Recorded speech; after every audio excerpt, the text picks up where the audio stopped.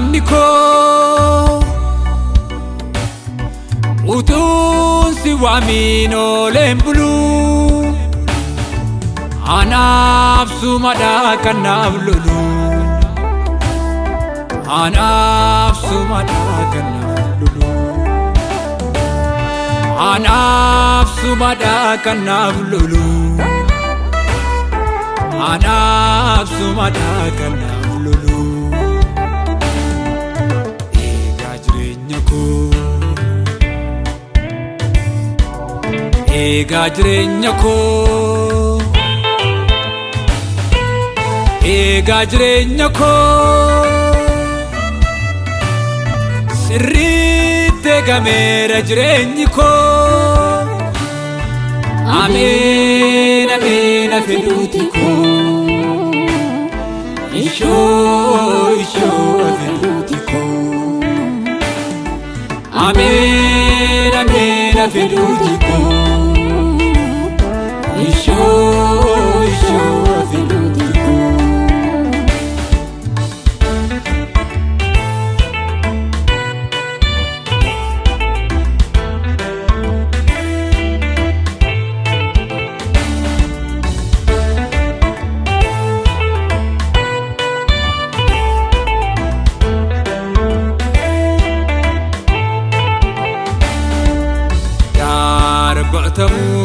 Akkam kufuttan darbatame yaa Yesus koo maqaa keetiin oolfame kan nagaadu gufuuf kiyyoo kaa'ee naan arganne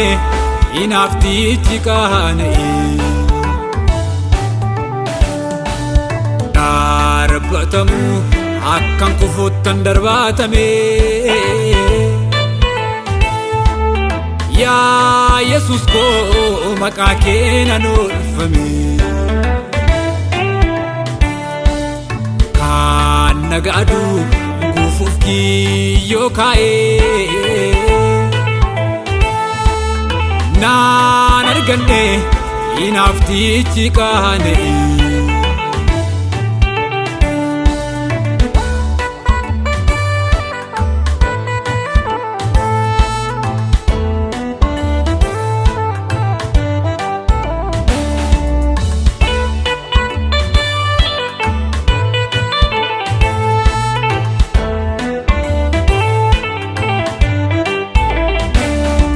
Yesus koo sinawwaam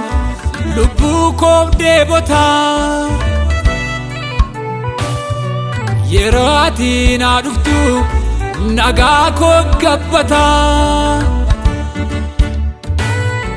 Yesus koo sinawwaam lubbuu koo deebota yeroo ati naa dhuftu nagaa koo gabbata Inkaanumne anillee yaane situ naaf ta'e yeroo namni na dhiisetti situ na danda'e. Inkaanumne anillee yaane situ naaf ta'e yeroo namni na dhiisetti.